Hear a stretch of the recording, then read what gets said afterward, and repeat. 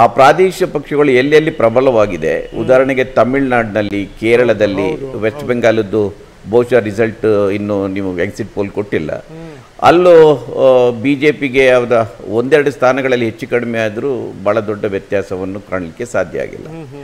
ಇದು ಈಗಿನ ರಿಸಲ್ಟೇ ನಿಜ ಅಂತ ಆದರೆ ಕಾಂಗ್ರೆಸ್ ಕಳೆದ ಚುನಾವಣೆಗಿಂತಲೂ ಕಡಿಮೆ ಸೀಟನ್ನು ಪಡ್ಕೊಳ್ಳುವ ಎಲ್ಲ ಸಾಧ್ಯತೆಗಳಿದೆ. ಯಾಕೆಂದರೆ 224 ಕ್ಷೇತ್ರಗಳಲ್ಲಿ 303ರಲ್ಲಿ BJP 50%ಗಿಂತ ಜಾಸ್ತಿ ಓಟಲ್ಲಿ ಕಳೆದ ಬಾರಿ ಗೆದ್ದಿದೆ. 224 ಸೀಟುಗಳನ್ನು, 303ರಲ್ಲಿ 224 ಸೀಟುಗಳನ್ನು, ಅದರಲ್ಲಿ 153 ಸೀಟುಗಳನ್ನು ಕಾಂಗ್ರೆಸ್ನ ವಿರುದ್ಧ 50%ಗಿಂತ ಜಾಸ್ತಿ ಮತಗಳಲ್ಲಿ ಗೆದ್ದಿದೆ.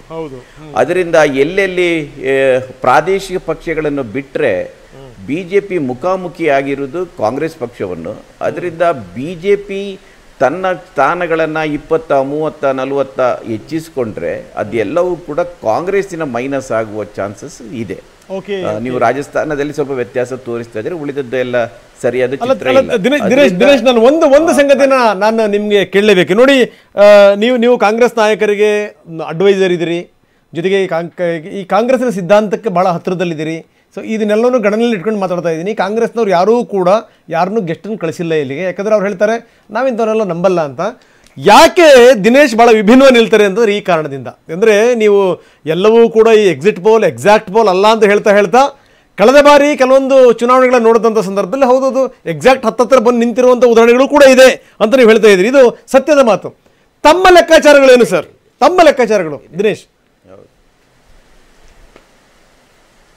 ಅಲ್ಲಲ್ಲ, ನನಗೆ ಕೂಡ ಇದು ಅನಿರೀಕ್ಷಿತವಾದ ಫಲಿತಾಂಶ ಇದೇ ನಿಜ ಅಂತ ಆದರೆ ನಾನು BJP ಅಧಿಕಾರಕ್ಕೆ ಬರ್ಬೋದು ಎನ್ನುವ ಒಂದು ಕಲ್ಪನೆ ಇತ್ತು. ಅಂದರೆ ಒಂದು ಸಾಧ್ಯತೆಗಳಿತ್ತು. 303ರಿಂದ 30-40 ಸೀಟ್ ಕಡಿಮೆ ಆದರೂ ಕೂಡ 272 ಮ್ಯಾಜಿಕ್ ನಂಬರನ್ನು NDA ಜೊತೆ ಸೇರಿ ಅದು ಮಾಡ್ಬೋದು. ಇನ್ನಷ್ಟು ಕಡಿಮೆ ಆದರೆ ಮೋದಿಯವರು ಪ್ರಧಾನಿ ಆಗ್ತಾರಾ ಇಲ್ವೋ ಎನ್ನುವ ಒಂದು ಚರ್ಚೆ ಆಗ್ತಾ ಇತ್ತು. ಯಾಕೆಂದರೆ ಬೇರೆ ಪಕ್ಷಗಳು BJP ಜೊತೆ ಸೇರುವುದಿದ್ರೆ ಮೋದಿಯವರನ್ನು ಪ್ರಿಫರ್ ಮಾಡ್ತಾರಾ ಇಲ್ಲ ಬೇರೆ ನಾಯಕರನ್ನು ಪ್ರಿಫರ್ ಮಾಡ್ತಾರಾ ಎನ್ನುವ. ಉದಾಹರಣೆಗೆ ಈಗ ನಿಮ್ಮ NDA ಒಕ್ಕೂಟದಿಂದ ಹೊರಗಿರುವ 2 ಪಕ್ಷಗಳಿದೆ. ಒಂದು BJD ಇದೆ, ಇನ್ನೊಂದು YSR ಪಾರ್ಟಿ ಇದೆ. ಅವರನ್ನು ಸೇರಿಸಿಕೊಂಡು ಏನಾದರೂ ಕಡಿಮೆ ಬಂದರೆ ಗೌರ್ಮೆಂಟ್ ಫಾರ್ಮೇಷನ್ಗೆ ಹೊರಟ್ರೆ ಅವರು ಬಹುಶಃ ಮೋದಿಯವರ ನಾಯಕತ್ವವನ್ನು ಇಷ್ಟಪಡಲಿಕ್ಕಿಲ್ಲ. ಆದರೆ ಅಂಥ ಸಾಧ್ಯತೆಗಳಿತ್ತು. ಅದು ಬಿಟ್ಟರೆ BJP ಮತ್ತೆ ಅಧಿಕಾರಕ್ಕೆ ಬರೋದು ಬಹುಶಃ ಎಲ್ಲ ಸರ್ವೆಗಳು ಪ್ರಶಾಂತ್ ಕಿಶೋರ್ ಒಂದು ನಂಬರ್ ಹೇಳಿರ್ಬೋದು, ಯೋಗೇಂದ್ರ ಯಾದವ್ ಒಂದು ನಂಬರ್ ಹೇಳಿರ್ಬೋದು. ಆದರೆ ಇಲ್ಲಿ ಪ್ರಶಾಂತ್ ಕಿಶೋರ್ ಹೇಳಿದ್ದು ಬಹಳ ಹತ್ತತ್ರ ಬರ್ತಾ ಇದೆ. ನೀವು ಯಾದವ್ ಹೇಳಿದಂತ ಮಾತಿದೆಯಲ್ಲ ಅದೆಲ್ಲವೂ ಕೂಡ ಉಲ್ಟಾ ಹೊಡಿತಾ ಇದೆ. ಈಗಿನ ಇದನ್ನ ಇವೇ ನಂಬರ್ಗಳು ನಿಜ ಆಯ್ತು ಅನ್ನೋದಾದ್ರೆ ನಾನು ನಿಮ್ಮ ಜೊತೆಗೆ ನಾನು ಮಾತಾಡ್ತೀನಿ. ರಾಜೀವ್ ಇದ್ದಾರೆ. ರಾಜೀವ್, ಏನಂತೀರಿ ನಂಬರ್ಸ್ ಬಗ್ಗೆ? ಮೊದಲನೇದಾಗಿ ಸಮರ್ಥವಾದಂತಹ ನಾಯಕತ್ವ ಮತ್ತು ಗಟ್ಟಿಯಾದಂತಹ ನೀತಿ ನಿರೂಪಣೆ ಇವನ್ನ ಈ ದೇಶದ ಮತದಾರ ಒಪ್ಕೊಳ್ತಾನೆ, ಇವುಗಳನ್ನು ಬಹಳ ಸೂಕ್ಷ್ಮವಾಗಿ ಗಮನಿಸ್ತಾನೆ ಅನ್ನೋದನ್ನು ನಾವು ಇದರಿಂದ ಗಮನಿಸ್ಬೋದು. ಸೊ ನರೇಂದ್ರ ಮೋದಿಯವರ ಮೊದಲನೇ ಟರ್ಮ್, 2ನೇ ಟರ್ಮ್ ಮತ್ತು 3ನೇ ಟರ್ಮ್ಗೆ ಅವರು ಎಲೆಕ್ಷನ್ ಹೋಗುವಾಗ ಒಂದು ಇಡೀ ರಾಷ್ಟ್ರದ ಮತದಾರರ ಮೈಂಡ್ಸೆಟ್ಟನ್ನು ಅವರು ಕ್ರಿಯೇಟ್ ಮಾಡಿರುವಂಥದ್ದು. ಮೊದಲನೇದಾಗಿ ಮೊದಲ ಟರ್ಮ್ನಲ್ಲಿ ಏನು ಬೇಸಿಕ್ ಬೇಕೋ ಅದನ್ನು ಮಾಡಿದರು. ಶೌಚಾಲಯ ಕಟ್ಟುವಂಥದ್ದು, ಟಾಯ್ಲೆಟ್ ಕಟ್ಟುವಂಥದ್ದು, ನೀರು ಕೊಡುವಂಥದ್ದು. 2ನೇ ಟರ್ಮ್ನಲ್ಲಿ ಜಾಗತಿಕವಾಗಿ ಭಾರತವನ್ನು ಅವುಗಳ ಸರಿಸಮಾನವಾಗಿ ನಿಲ್ಲಬಹುದು ಅನ್ನೋ ಮಟ್ಟಕ್ಕೆ ತರುವಲ್ಲಿ ಇದಾದರು. ಈ 2 ಆಡಳಿತದ ಟರ್ಮ್ನಲ್ಲಿ ಅವರ ಏನು ವಿಶ್ವಾಸಾರ್ಹತೆ ಜನರ ಮನಸ್ಸಿನಲ್ಲಿ ಬಂತು. ಈ ಸಾರಿ ನರೇಂದ್ರ ಮೋದಿ 2047ಕ್ಕೆ ಭಾರತ ವಿಶ್ವದ ಸೂಪರ್ ಪವರ್ ಆಗಿರಬೇಕು, ಆ ನಿಟ್ಟಿನಲ್ಲಿ ನಾವು ಕೆಲಸ ಮಾಡಬೇಕು ಅಂತ ಹೇಳಿದಾಗ ಜನರಲ್ಲಿ ಆ ವಿಶ್ವಾಸ, ಭರವಸೆ ನಂಬಬಹುದು ಅನ್ನಿಸ್ತು. ಕಾಂಗ್ರೆಸ್ನವರು ಗರೀಬಿ ಹಟಾವೋ ಅಂತ ಹೇಳ್ತಾನೆ ಬಂದರು, ಆದರೆ ಅದ್ರ ಮುಂದೆ ಹೋಗ್ಲಿಕ್ಕೆ ಆಗಲೇ ಇಲ್ಲ ಅವರಿಗೆ. ಶ್ರೀಮತಿ ಇಂದಿರಾ ಗಾಂಧಿ ಗರೀಬಿ ಹಟಾವೋ ಅಂದರು, ರಾಜೀವ್ ಗಾಂಧಿ ಗರೀಬಿ ಹಟಾವೋ ಅಂದರು, ಈಗ ಅವರ ಮೊಮ್ಮಕ್ಕಳು ಬಂದು ಗರೀಬಿ ಹಟಾವೋ ಅಂತಿದ್ದಾರೆ. ಆದರೆ ನರೇಂದ್ರ ಮೋದಿ ಟಾಯ್ಲೆಟ್ ಕಟ್ಟಬೇಕು, ಸ್ವಚ್ಛ ಭಾರತ ಆಗಬೇಕು ಅಂದಾಗ ಅದನ್ನು ಮುಗಿಸ್ಬಿಟ್ರು. ಮುಂದಿನ ಎಲೆಕ್ಷನ್ಗೆ ಸ್ವಚ್ಛ ಭಾರತದ ಬಗ್ಗೆ ಮಾತಾಡಲಿಲ್ಲ, ಮುಂದೆ ಕನಸುಗಳನ್ನು ಬೇರೆ ಕೊಟ್ಟರು. ಹಾಗಾಗಿ ನೀತಿ, ನೇತಾ, ನಿಯತ್ತು ಇವುಗಳ ಮೇಲೆ ಯಾವ ಪಕ್ಷ ನಡೆಯುತ್ತೆ, ಯಾರ ನಾಯಕತ್ವದಲ್ಲಿ ಅವರು ಹೇಳಿದ್ದನ್ನ ಸಾಧಿಸ್ತಾರೆ ಅನ್ನುವಂಥದ್ದು ಬರುತ್ತೆ. ನೀತಿ ನೇತಾ ನಿಯತ್ತು ತುಂಬಾ ಚೆನ್ನಾಗಿ ಹೇಳಿದ್ರಿ. ಆದ್ರೆ ತುಂಬಾ ಜನ ಬರೀ ಆ ನೇತಾಗಳ ಮೇಲೆ ನೇತಾಡ್ತಾ ಇದ್ರೆ ಆಗಲ್ಲ ಸರ್. ಈಗ ಕರ್ನಾಟಕದಲ್ಲಿ ನೀವೇನಾದ್ರೂ ಗೆಲ್ತೀರಿ ಅಂತಂದ್ರೆ ಅದು ಮೋದಿಯವರ ಹೆಸರಿನ ಮೇಲೆನೆ 8 ದಿವಸ ನೇತಾಡಬೇಕು ಹೇಳಿ ನೇತನ ಮೇಲೆ. ಒಂದು ನಮಗೆ ಸಮರ್ಥವಾದಂತಹ ನಾಯಕತ್ವದ ಮೇಲೇನೆ ಪಕ್ಷ ಬೆಳಬೇಕು, ಕಟ್ಟಬೇಕು ಅನ್ನುವಂಥದ್ದೇ ನಮ್ಮ ಪಕ್ಷದ ಸಿದ್ಧಾಂತ.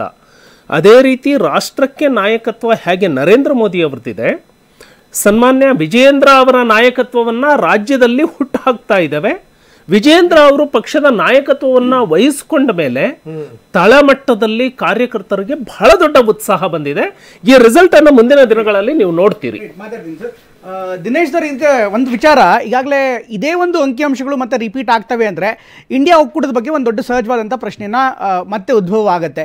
ಈಗಾಗಲೇ ನೀವು ಕೂಡ ದೆಹಲಿಯಲ್ಲೂ ಕೂಡ ವರದಿಗಾರಿಕೆಯನ್ನು ಮಾಡಿದಿರಿ. ಉತ್ತರ ಭಾರತದ ವೋಟಿಂಗ್ ಪ್ಯಾಟರ್ನ್ಗೂ ದಕ್ಷಿಣ ಭಾರತದ ವೋಟಿಂಗ್ ಪ್ಯಾಟರ್ನ್ಗೂ ಸಾಕಷ್ಟು ವ್ಯತ್ಯಾಸ ಇರುತ್ತೆ.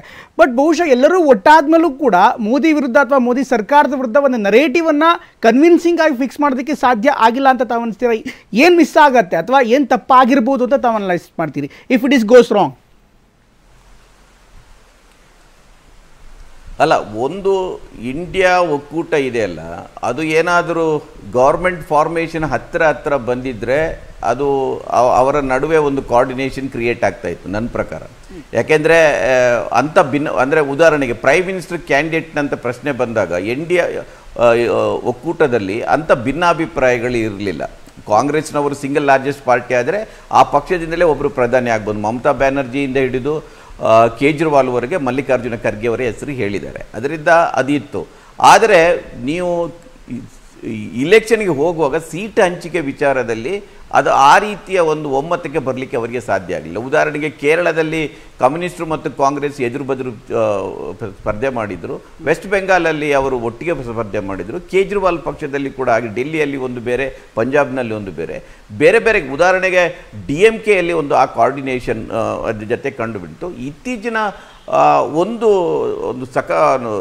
ಸಕಾರಾತ್ಮಕವಾದ್ದು ಏನಂದರೆ UP ಮತ್ತು ಬಿಹಾರಲ್ಲಿ ಇಬ್ಬರು ಯಂಗ್ ಲೀಡರ್ಗಳು, ಅಖಿಲೇಶ್ ಯಾದವ್ ಮತ್ತು ತೇಜಸ್ವಿ ಯಾದವ್ ಮತ್ತು ರಾಹುಲ್ ಗಾಂಧಿಯ ನಾಯಕತ್ವದಲ್ಲಿ ಒಂದು ಜನರ ನೀವು ಸಾರ್ವಜನಿಕ ಸಭೆಗಳಲ್ಲೂ ನೋಡಿದರೆ ಅವರಿಬ್ಬರು ಒಟ್ಟಾಗಿ, ಅಂದರೆ ಉದಾಹರಣೆಗೆ ರಾಹುಲ್ ಗಾಂಧಿ ಮತ್ತು ತೇಜಸ್ವಿ ಯಾದವ್, ರಾಹುಲ್ ಗಾಂಧಿ ಮತ್ತು ಅಖಿಲೇಶ್ ಅವ್ರ ಜೊತೆಯಲ್ಲಿ ಹೋದ ಸಂದರ್ಭದಲ್ಲಿ ಜನರ ಒಂದು ರೆಸ್ಪಾನ್ಸ್ ಭಾಳ ಚೆನ್ನಾಗಿತ್ತು. ಅದರಿಂದ ನೀವು ಗ್ರೌಂಡ್ ರಿಪೋರ್ಟಲ್ಲಿ ನೋಡುವಾಗ, ಒಟ್ಟು ಸಮೀಕ್ಷೆಗಳನ್ನು ನೋಡುವಾಗ NDA ಒಂದು ಒಳ್ಳೆ ಪರ್ಫಾರ್ಮೆನ್ಸ್ ಇಂಡಿಯಾ ಒಕ್ಕೂಟ ಒಳ್ಳೆ ಪರ್ಫಾರ್ಮೆನ್ಸ್ ಕೊಡ್ಬೋದು ನಿರೀಕ್ಷೆ ಇತ್ತು. ಆದರೆ ನಮ್ಮ ರಾಜೀವ್ ಅವರು ಹೇಳಿದರು ಕಾರ್ಯಕ್ರಮದ ಮೇಲೆ, ಶೌಚಾಲಯದ್ದು ಇತ್ಯಾದಿ. ಆದರೆ ನೀವು ಇಡೀ 2 ತಿಂಗಳ ಪ್ರಚಾರದಲ್ಲಿ ನರೇಂದ್ರ ಮೋದಿಯವರು ತನ್ನ 10 ವರ್ಷಗಳ ಸಾಧನೆಯ ಬಗ್ಗೆ ಒಂದೇ ಒಂದು ಶಬ್ದವನ್ನು ಮಾತಾಡಿಲ್ಲ. ಅವರು ಮಾತಾಡಿರೋದು ಅದೇ ಹಿಂದೂ, ಮುಸ್ಲಿಮು, ಪಾಕಿಸ್ತಾನ, ಮಟನ್ನು, ಮಂಗಳಸೂತ್ರ ಇತ್ಯಾದಿ ವಿನಃ ಬೇರೆ ಯಾವ ತನ್ನ 10 ವರ್ಷದ ಸಾಧನೆಯನ್ನು ಇಟ್ಟುಕೊಂಡು ಮಾತಾಡಲಿಲ್ಲ. ಉದಾಹರಣೆಗೆ ಕರ್ನಾಟಕದಲ್ಲಿ 2013ರಲ್ಲಿ ಆಗಲಿ 2018ರವರೆಗಿನ ಚುನಾವಣೆಯಲ್ಲಿ ನಾವು 165 ಭರವಸೆಗಳನ್ನು ಕೊಟ್ಟಿದ್ದೇವೆ, ಅದನ್ನು ಈಡೇರಿಸಿದ್ದೇವೆ ಎಂದು ಸಿದ್ದರಾಮಯ್ಯನವರು ಎದ್ದು ತಟ್ಟಿ ಹೇಳ್ತಾ ಇದ್ರು. ಇವತ್ತು 10 ವರ್ಷ ಆದರೂ ಕೂಡ ನಿಮ್ಮ 2 ಪ್ರಣಾಳಿಕೆ, ನರೇಂದ್ರ ಮೋದಿಯವರು ಕಾಂಗ್ರೆಸ್ ಪ್ರಣಾಳಿಕೆಯಲ್ಲಿ ಇಲ್ಲದನ್ನೆಲ್ಲ ತೆಗೆಸಿ ಮಾತಾಡಿದ್ರು ವಿನ ತನ್ನ 2 ಪ್ರಣಾಳಿಕೆಗಳಲ್ಲಿ ಎಷ್ಟು ಭರವಸೆಯನ್ನು ಕೊಟ್ಟಿದ್ದೇವೆ ಮತ್ತು ಇಷ್ಟನ್ನು ಈಡೇರಿಸಿದ್ದೇವೆ, 1, 2, 3 ಇಷ್ಟನ್ನು ಈಡೇರಿಸಿದ್ದೇವೆ ಅಂತ ಎದೆ ತಟ್ಟಿ ಹೇಳುವ ಒಂದು ಧೈರ್ಯವನ್ನು ಅವರು ತೋರಲಿಲ್ಲ. ಇವತ್ತು ಸೀಟ್ ಬಂದಿದೆ. ಇದು ಬಂದಕ್ಕೆ ಒಂದು ಕಾರಣ ಎಂದರೆ, ನಾನು ಭಾಳ ಮಂದಿ ಹತ್ರ ಮಾತಾಡುವಾಗ ಜನಸಾಮಾನ್ಯರ ಹತ್ರ ದೇಶಕ್ಕಾಗಿ ಮೋದಿ ಬೇಕು ಎನ್ನುವ ಒಂದು ಅಭಿಪ್ರಾಯವನ್ನ ಜನರಲ್ಲಿ ಮೂಡಿಸಿಬಿಟ್ಟಿದ್ದಾರೆ. ದೇಶದ ರಕ್ಷಣೆಯನ್ನು ನಿಮ್ಮ ಮಾತಿಗೆ ಒಂದು ಪೂರಕವಾಗಿ ಒಂದು ಪ್ರಶ್ನೆ ಇದೆ ನಿಮ್ಮ ಮಾತಿ ಬಗ್ಗೆ. ಈಗಾಗಲೇ ಪ್ರತಿ ಚುನಾವಣೆ ಸಂದರ್ಭದಲ್ಲಿ 2014ರ ಚುನಾವಣೆ ಇರ್ಬೋದು ಅಥವಾ 2019ರ ಚುನಾವಣೆ ಇರ್ಬೋದು ಅಥವಾ ಈಗಿನ ಚುನಾವಣೆ ಇರ್ಬೋದು, ಪ್ರತಿ ಒಂದೊಂದು ಫೇಸ್ಗೂ ಕೂಡ 1ನೇ ಹಂತದಿಂದ 7ನೇ ಹಂತದವರೆಗೂ ಕೂಡ BJP ಮತ್ತು ಮೋದಿ ಬೇರೆ ರೀತಿಯಂಥ ಒಂದು ನರೇಟಿವ್ಸನ್ನು ಅಥವಾ ಬೇರೆ ರೀತಿಯಾದಂಥ ಮಾತನ್ನು, ಧ್ವನಿಯನ್ನು ಮಿಕ್ಸ್ ಮಾಡ್ತಾ ಹೋದ್ರು. ಅದು ಕರ್ನಾಟಕ ಚುನಾವಣೆಯಲ್ಲೂ ಕೂಡ ಡಬಲ್ ಇಂಜಿನ್ ಸರ್ಕಾರ ಅಂತ ಶುರುವಾಯಿತು, ಆಮೇಲೆ ಹನುಮಾನ್ ಚಾಲಿಸ್ ಹೋಯಿತು, ಬೇರೆ ಬೇರೆ ಹಿಂದುತ್ವದ ವಿಚಾರಗಳು ಬಂತು. ಈ ಥರ ಅದು ಪೋಲ್ ಸ್ಟ್ರಾಟಜಿಯ ಒಂದು ಭಾಗ ಅಂತ. ಈಗ ರಾಜಸ್ಥಾನ್, ಮಧ್ಯಪ್ರದೇಶ ಅಥವಾ ಉತ್ತರ ಪ್ರದೇಶ, ಬಿಹಾರವನ್ನು ಕಾನ್ಸಂಟ್ರೇಟ್ ಮಾಡಿದಾಗ ಒಂದು ರೀತಿಯಂಥ ಚುನಾವಣಾ ಪ್ರಚಾರ ಮಾಡಿದ್ರು. ಇನ್ನು ಕನ್ಯಾಕುಮಾರಿಯಲ್ಲಿ ಧ್ಯಾನ ಮಾಡಿದ್ದು ಕೂಡ ವೆಸ್ಟ್ ಬೆಂಗಾಲ್ ಅಥವಾ ಪಶ್ಚಿಮ ಬಂಗಾಳಲ್ಲಿ ಎಫೆಕ್ಟ್ ಆಗುವಂಥದ್ದು.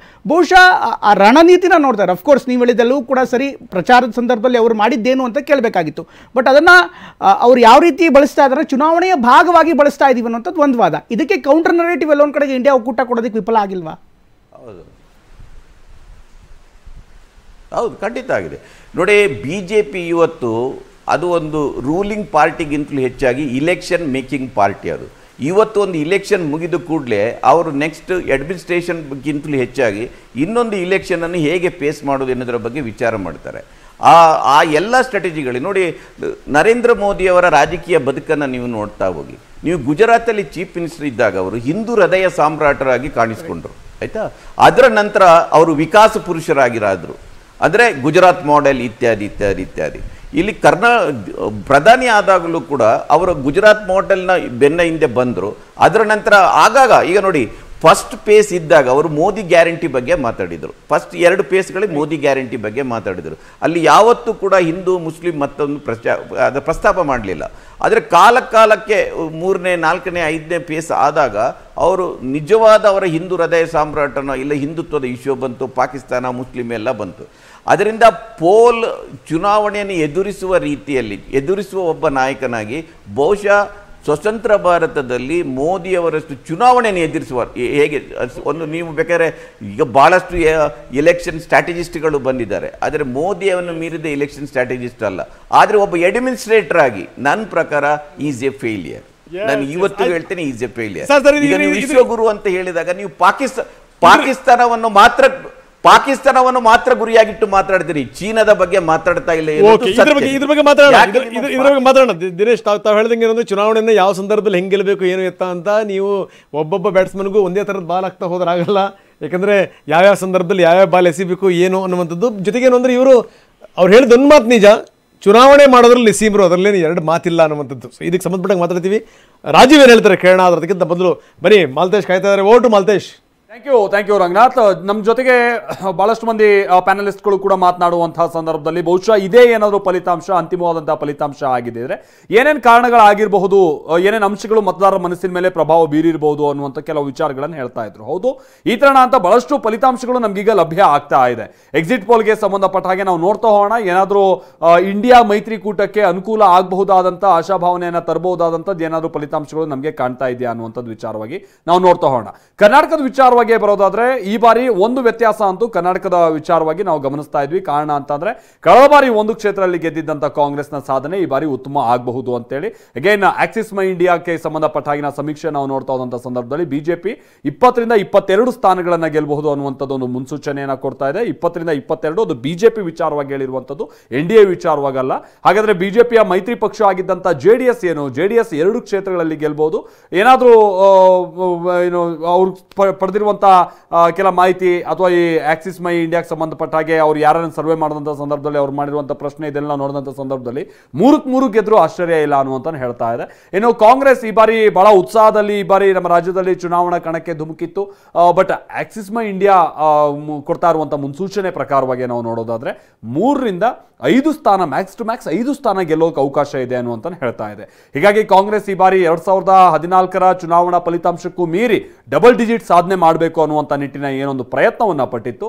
ಬಟ್ ಆ ಮಟ್ಟಿಗಿನ ಆ ಫಲಿತಾಂಶ ಬಹುಶಃ ಎಂಡ್ ರಿಸಲ್ಟ್ ಅಲ್ಲಿ ನೋಡೋದಕ್ಕೆ ಅಥವಾ ಫೈನಲ್ ರಿಸಲ್ಟ್ ಅಲ್ಲಿ ನೋಡೋದಕ್ಕೆ ಸಾಧ್ಯ ಇಲ್ವೇನೋ ಅಂತ ಸಹಜವಾಗಿ ಆಕ್ಸಿಸ್ ಮೈ ಇಂಡಿಯಾ ಸಮೀಕ್ಷೆ ನೋಡಿದಂಥ ಸಂದರ್ಭದಲ್ಲಿ ಅನ್ಸುತ್ತೆ. ಬಟ್ ಕಾಂಗ್ರೆಸ್ ಈ ಬಾರಿ ಬಹಳ ನಿರೀಕ್ಷೆಯನ್ನ ರಾಜ್ಯದ ಮಟ್ಟಿಗೆ ಇಟ್ಕೊಂಡಿರುವಂತಹ ಕಾರಣಕ್ಕಾಗಿ ಇಲ್ಲ ನಮಗೆ ಡಬಲ್ ಡಿಜಿಟ್ ಈ ಬಾರಿ ಖಂಡಿತ ಲಭ್ಯ ಆಗುತ್ತೆ ಅನ್ನುವಂಥ ವಿಶ್ವಾಸವನ್ನ ಈ ಸಂದರ್ಭದಲ್ಲೂ ಕೂಡ ಸಹಜವಾಗಿ ಅವರು ಹೊಂದಿದ್ದಾರೆ. ಅದನ್ನು ನಾವು ನೋಡ್ತಾ ಹೋಗೋಣ. ಮತ್ತಿತರ ಏಜೆನ್ಸಿಗಳು ಕೊಟ್ಟಿರುವಂತಹ ಇವತ್ತಿನ ಎಕ್ಸಿಟ್ ಪೋಲ್ನ ರಿಸಲ್ಟ್ ಏನೇನಿದೆ ಅದು ರಾಜ್ಯದ ಮಟ್ಟಿಗೆ ಆಗಿರ್ಬೋದು, ದಕ್ಷಿಣ ಭಾರತದ ಆಗಿರ್ಬೋದು, ಉತ್ತರ ಭಾರತ ಆಗಿರ್ಬೋದು, ಓವರ್ ಆಲ್ ದೇಶಕ್ಕೆ ಸಂಬಂಧಪಟ್ಟ ಹಾಗಿನ 543 ಕ್ಷೇತ್ರಗಳಿಗೆ ಸಂಬಂಧಪಟ್ಟ ಹಾಗಿನೂ ಕೂಡ ಆಗಿರ್ಬೋದು. ಪಿನ್ ಟು ಪಿನ್ ಡೀಟೇಲ್ಸ್ ನಿಮ್ಮ ಮುಂದೆ ಇಡ್ತಾ ಹೋಗ್ತೀವಿ.